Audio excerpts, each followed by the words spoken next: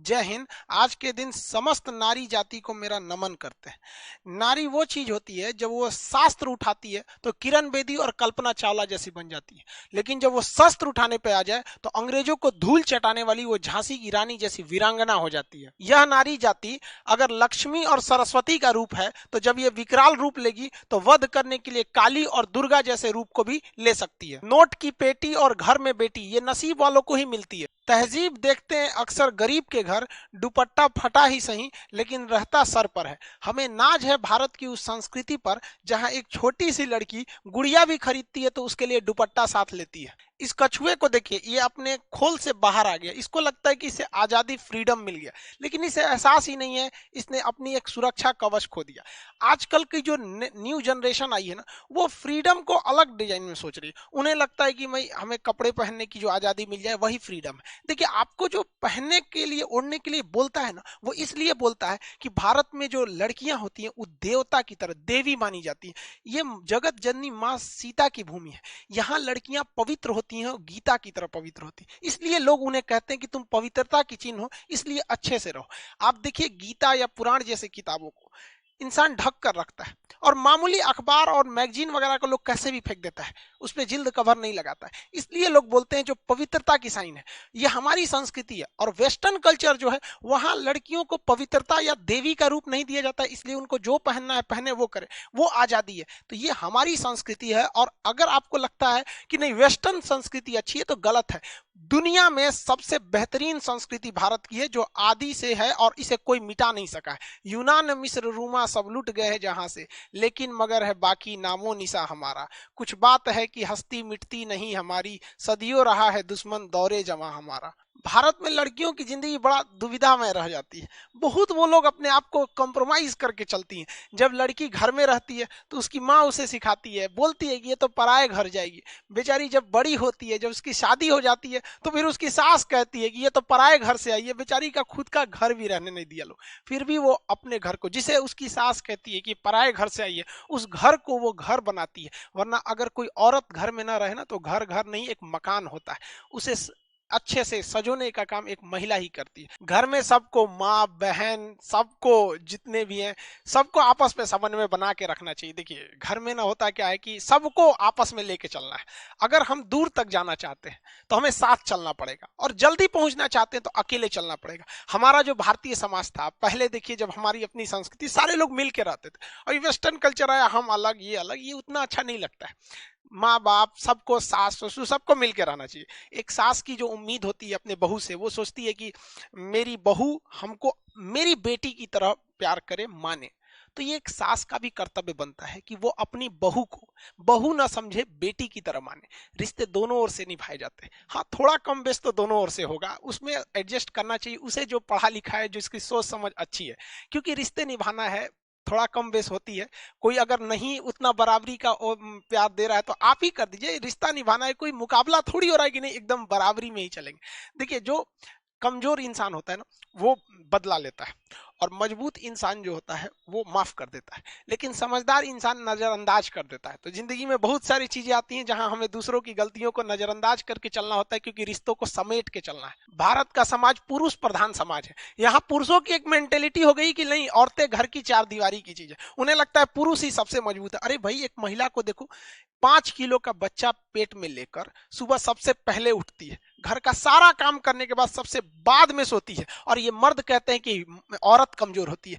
जिस तकलीफ में एक मर्द की मौत हो जाती है ना, उससे 30 गुना ज्यादा तकलीफ होती है एक औरत को जब वो अपने बच्चे को जन्म देती है।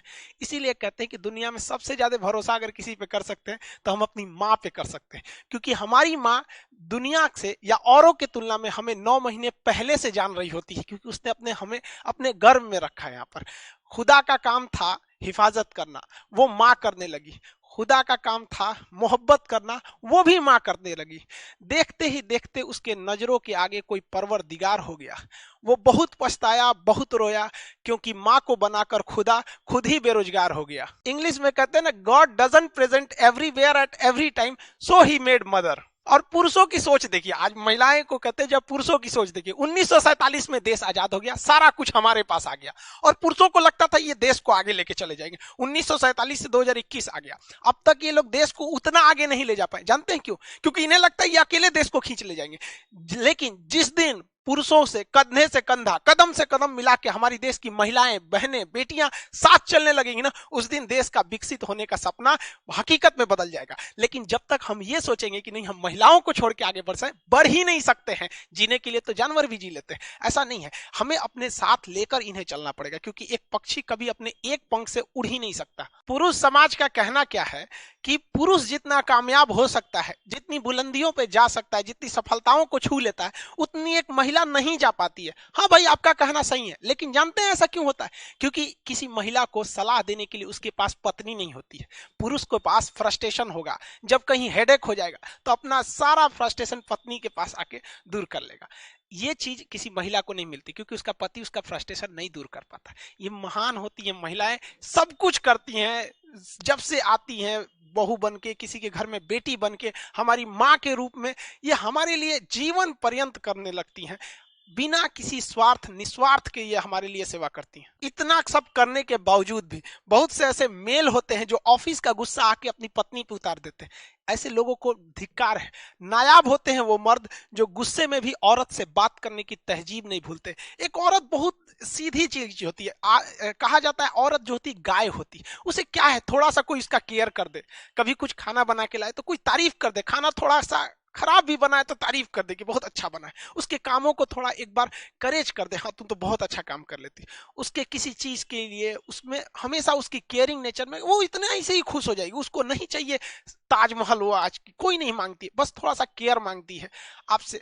ये सब चीजें भी अगर कोई पुरुष नहीं दे सकता है तो उसको पुरुष कहलाने से क्या फायदा? समाज में पुरुषों को पढ़ाई पे ज्यादा महत्व दिया जाता है। जब कोई एक पुरुष पढ़ता है तो उससे केवल एक व्यक्ति पढ़ रहा होता है, पूरा समाज नहीं। लेकिन अगर कोई एक औरत पढ़ लेती है तो उससे एक पूरी पीढ़ी पढ़ लेती है। आप ये देखे होंगे बहुत बार कि कोई व्यक्ति है पढ़ा लिखा है, उसकी पत्नी अनपढ़ है, तो हो सकता है कि उसका बेटा अनपढ़ हो सके, पूरा पढ़ाई ना कर सके, लेकिन अगर एक महिला पढ़ी लिखी है तो कभी भी अपने बच्चे को भटकने नहीं देगी। ये एकदम निश्चित है। वहां पर महिला ही, माँ ही हम लोग की सबसे पहली टीचर होती है। हमें स्कूल में क्या करना है, कौन सा ड्रेस पहनना है, नहाना है, माँ से ही तो हम लोग कहते थे आज टिफिन में ये ले जाएंगे। बचपन में जब हम लोग स्कूल जाने का मन नहीं करता था तो माँ कितने प्यार से बहलाती थी, अच्छा ये ले लो, 1 रुपए ले लो। आज जब कमाने लगे तो समझ में आया कि उस लाखों रुपए की कोई अहमियत नहीं है जो स्कूल जाते समय माँ 1 रुपए दिया करती थी। माँ प्यार से भेजती थी स्कूल, बाबू आज तुमको टिफिन में ये बना देंगे, तुम ये खाना लेकिन स्कूल चले जाओ। आज उसी प्यार का, उसी डांट का नतीजा है जो को हम और आप आज जहां भी हैं वहीं है। वो एक औरत ही थी हमारे रूप में, हमारे समाज में वो एक देवी बन के जी रही है। लोग बात बात में औरतों को मतलब नीचा दिखाने लगते हैं, दबाने लगते हैं। ऐसा नहीं है। लड़कियों को भी कहते हैं आपको फ्रस्ट्रेट नहीं होना है, अभी आप कांच है इसलिए चुभ रही हैं। जिस दिन आईना बनेगी ना पूरी दुनिया देखेगी आपको यहाँ पर। और किसी की आलोचना से घबराना नहीं चाहिए, क्योंकि लोग बुराई तभी करते हैं जब आपकी बराबरी नहीं कर सकते, वरना बराबरी करने वाले या अच्छे लोग कभी किसी की बुराई में अपना टाइम बर्बाद नहीं करते। 2 कौड़ी के लोगों को देखेंगे जिसके पास कोई काम नहीं है, वो दूसरे की आलोचना करेगा, बुराई करेगा।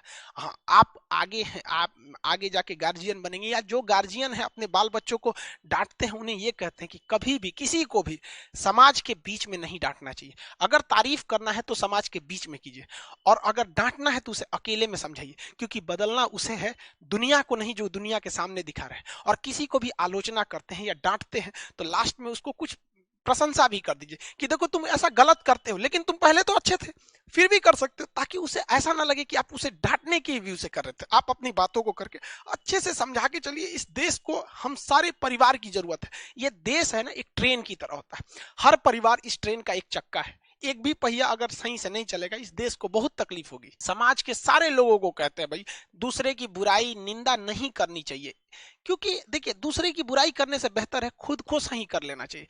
अगर हम खुद को सही कर लिए तो इस समाज से एक बुरा व्यक्ति, एक बुरा इंसान कम हो जाएगा। लोग दूसरे में बहुत कमियां निकालते हैं, चलो एक मुलाकात आईने से करते हैं। हम अपने लाख बुराइयों के बावजूद अपने से खुद से इतना प्रेम करते हैं, तो समाज के कुछ लोगों की कुछ कमियों की वजह से हम उनसे नफरत या उनसे द्वेष भाव को क्यों रखते हैं? आजकल हम उन स्टूडेंट्स या उन लड़की लड़का सबको कहेंगे, आजकल कॉलेज वगैरह में लोग देखते हैं तो इन लोग को मतलब आजकल एक एक प्रेम एक फैशन हो गया। भैया प्यार तो राधा और कृष्ण का अधूरा रह गया था, तो फिर मानो क्या चीज है।